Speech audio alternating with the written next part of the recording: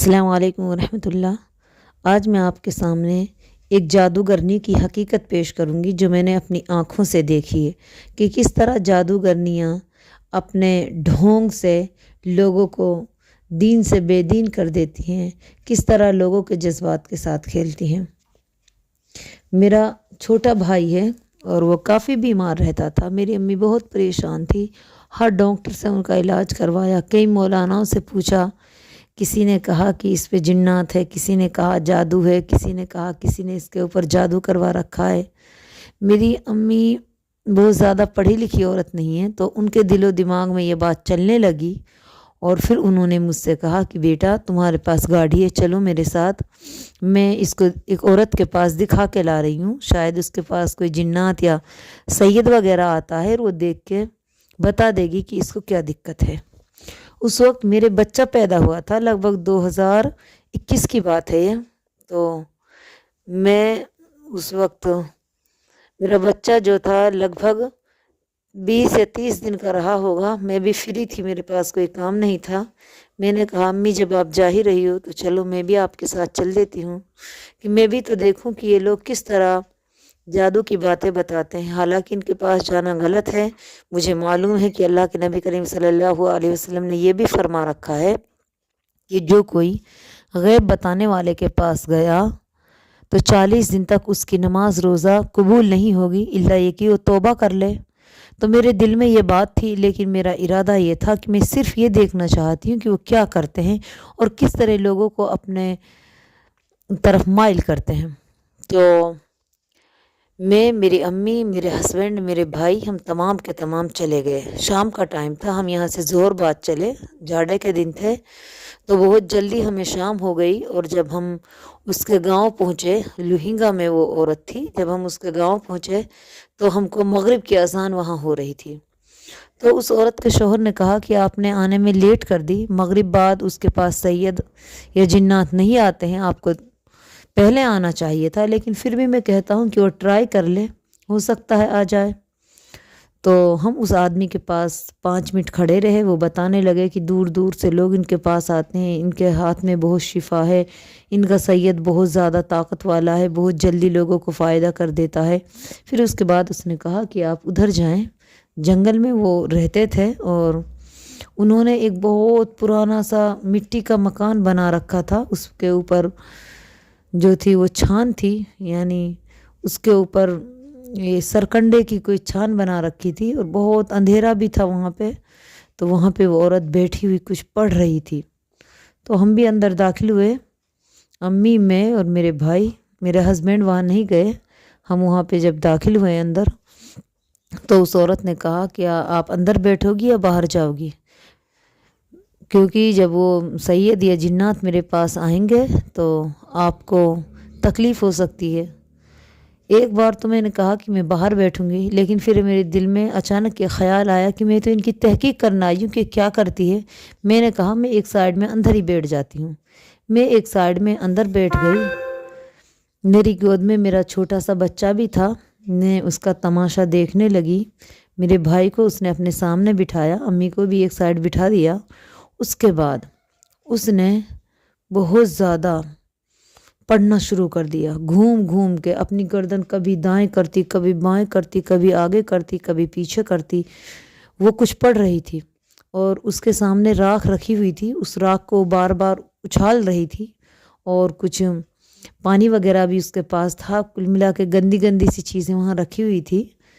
تو کافی دیر بعد پھر اس نے زور زور سے پڑھنا شروع کر دیا، یا علی کر مدد، یا پیر خواجہ کر مدد، یا اجمیر شریف والے بابا کر مدد، مائی عائشہ کر مدد، مائی فاطمہ کر مدد، باپ محمد کر مدد، حسن حسین مدد، مطلب کہ دنیا میں جتنے بھی پیر بابا ہیں اس نے تمام کا نام لے کے مدد کے لیے پکارا، بہت زیادہ، یہاں تک کہ اپنے سسر کو، اپنے سسر کے سسر کو، یعنی جتنے بھی مردوں کے نام اس کو یاد تھے اس نے ان تمام کو پکارا مدد کے لیے۔ اور پھر اچانک اس میں ایسا لگا جیسے کرنٹ لگا ہو، ایک دم کڑک ہو گئی، اور ہاتھ پکڑ کے کہنے لگی کہ بیٹا آپ کے اوپر تو کچا جادو ہے، بہت خطرناک ہے، تم تو اچھا ہوا میرے پاس آ گئے ورنہ مر جاتے، بہت زبردست تمہارے اوپر جادو کر رکھا ہے، تمہارے پیر میں درد ہوتا ہے، سر میں درد ہوتا ہے۔ طرح طرح کے سوال پوچھنے لگی، کچھ سوالوں میں بھائی نے ہاں کہا، کچھ میں نہ کہا، لیکن جب اس نے مددیں مانگی اتنے بزرگوں سے تو میرے دماغ اسی وقت چل گیا۔ مجھ کو بہت غصہ آیا کہ اللہ، جو مر چکے ہیں وہ مدد کس طرح کر سکتے ہیں؟ یہ چیز میرے دماغ میں بہت بری طریقے سے شوٹ لگا۔ میں چپ چاپ سارا تماشا دیکھتی رہی۔ پھر وہ بتانے لگی، یہاں تک کہ اس نے بہت ساری بیماریاں بتا دی اور اس کا علاج بتایا۔ پھر کہا علاج تو ہو جائے گا لیکن 5100 روپے لگیں گے، 2100 روپے آپ ابھی دے دو اور باقی آپ اس کے بعد دے دینا جب آپ کے بچے کو فائدہ ہو جائے۔ میں نے دھیرے دھیرے امی کو پیر سے منع کیا کہ امی آپ پیسہ نہ دو، لیکن امی کو تو بیٹے کی محبت تھی، وہ کہاں میری بات مان رہی تھی۔ اس نے میری ایک نہ سنی اور جیب سے پیسے نکال کے اس کو دینے لگی اور پیسے دے دیے۔ وہ پیسے لے کے تھوڑی سی راکھ، تھوڑا سا پانی، کچھ اگربتیاں، کچھ تعویذ اس نے بنا کے بھائی کو دیے۔ اب امی نے اس کو لے لیا لیکن مجھ سے برداشت نہ ہوا، میں اس پہ بھڑک گئی۔ میں نے کہا کہ آپ کو شرم نہیں آتی، آپ کو ڈر نہیں لگتا؟ اللہ اکبر، رات کا ٹائم ہے، اندھیرا ہے، دن چھپا ہوا ہے، چاروں طرف اندھیرا ہے، آپ اندھیرے میں بیٹھی ہوئی اور پھر آپ اس طرح کی خرافاتیں کر رہی ہو۔ کیا واقعی آپ کے پاس سید ہے، آپ کے پاس جادو؟ آپ جھوٹ بول رہی ہو نا، آپ کو ڈرنا چاہیے۔ کتنے دن کی زندگی ہے، کتنے دن جیو گی آپ؟ قبر میں جانا ہے، قبر سے ڈر نہیں لگتا آپ کو؟ میں نے اس کو خوب ڈانٹا تو وہ تھوڑی سی دیر تو اس نے میری باتوں کا جواب دیا، لیکن جب میں بہت زیادہ غصہ ہو گئی اور وہ سمجھ گئی کہ اس نے میرا جھوٹ پکڑ لیا ہے تو وہ چپ ہو گئی۔ میں نے اس کو خوب سمجھایا بھی، اس پہ ڈانٹ بھی ڈالی کہ آپ کیوں ایسا جھوٹ بولتے ہو، کیوں لوگوں کے جذبات کے ساتھ کھلواڑا کرتی ہو؟ کیا واقعی آپ کے پاس کوئی جادو ہے، کوئی جنات ہے، کوئی آیا ہے؟ تو وہ چپ چاپ رہی۔ اس کے بعد پھر میں نے اس کے ہسبینڈ سے کہا کہ بھائی آپ کیوں حرام کی کمائی کھاتے ہو؟ دیکھو اس کا اثر آپ کی نسلوں پہ بھی پڑے گا۔ یہ جھوٹ بولتی ہے، اس کے پاس کچھ بھی نہیں، اور واقعی اس کے پاس کچھ نہیں تھا، وہ سب ڈھونگ تھا، وہ سب مکاریاں کر رہی تھی۔ ایسا کچھ نہیں ہے کہ اس کے پاس کوئی آیا ہو، کسی نے اس کو کچھ بتایا ہو۔ کیا کوئی مردوں کو پکارنے سے کسی کی مدد کو آ سکتا ہے؟ کیا مائی عائشہ مدد کو آ سکتی ہیں؟ آپ تمام مسلمان ہیں، آپ عقل رکھتے ہیں کہ جو مر چکا ہے اس کا تعلق اب دنیا سے ختم ہو چکا ہے، وہ کسی کی مدد نہیں کر سکتا سوائے شیطان کے۔ مردہ کسی کی مدد نہیں کر سکتا۔ ہاں شیطان اس کے روپ میں آ کے آپ کے لیے کچھ کر سکتا ہے، لیکن وہ مردہ آپ کے لیے کچھ نہیں کر سکتا۔ میں نے اس کے ہسبینڈ کو بھی بہت سمجھایا، دونوں کو بہت ڈانٹا کہ آپ لوگ بہت غلط کر رہے ہیں۔ پھر امی کو بھی ڈانٹا کہ امی دیکھو آپ نے اپنا ایمان برباد کر دیا، آپ کیسی مسلمان ہو، کتنا برا کیا آپ نے، آپ مسلمان ہو، 40 دن تک آپ کی نماز روزہ کچھ بھی قبول نہ ہوگا۔ بھائی کو کہا کہ بھائی اب آپ خوش ہو، اب تو آپ کافر ہو چکے ہو، اب تو آپ کی بیماری صحیح ہو جائیں گی کفر کی حالت میں پہنچنے کے بعد۔ تو کافر کے پاس تو شیطان کوئی بیماری بھی نہیں لکھا تھا، اللہ نے آزمانے کے لیے آپ کو کچھ بیماری دی اور آپ نے اس کے لیے اتنا بڑا شرک و کفر کر ڈالا۔ اللہ معاف کرے بھائی، توبہ کر لو، امی توبہ کر لو، جہنم میں جاؤ گے آپ، ڈرو اللہ پاک سے۔ میں رونے لگی بہت زیادہ، میں نے امی کو اور بھائی کو بھی سمجھایا۔ پھر راستے میں ہی میری امی نے اور میرے بھائی نے توبہ کی، سچے دل سے توبہ کی۔ الحمدللہ وہ دن ہے اور آج کا دن ہے، نہ میرے بھائی کو کوئی ایسی بیماری ہوئی ہے اور نہ میری امی نے کبھی بھی کسی غیر کے پاس جانے کو قبول کیا ہے۔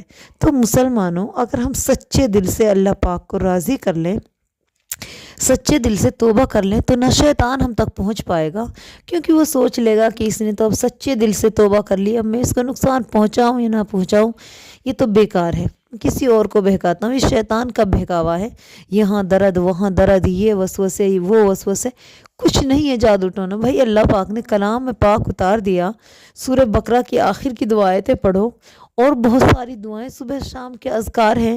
بسم اللہ الذی لا یضر مع اسمہ شیء فی الارض ولا فی السماء وهو السمیع العلیم، اور سب سے بڑی تسبیح آپ لا الہ الا اللہ وحدہ لا شریک لہ لہ الملک ولہ الحمد وهو علی کل شیء قدیر۔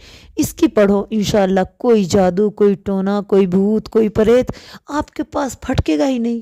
اللہ کے نبی نے فرما دیا، جس نے یہ تسبیح لا الہ الا اللہ وحدہ لا شریک لہ لہ الملک ولہ الحمد وهو علی کل شیء قدیر، جس نے یہ 100 بار پڑھ لی صبح یا شام، تو اس دن اگر صبح میں پڑھی ہے تو شام تک کوئی جنات، بھوت، پریت، کوئی جادو ٹونا اس کے قریب ہی نہیں آئے گا، اور اگر شام میں پڑھیے تو صبح تک نہیں آئے گا۔ تو پھر آپ کیوں اللہ کے کلام کو چھوڑ کر ادھر ادھر در در کی ٹھوکریں کھاتے پھر رہے ہو؟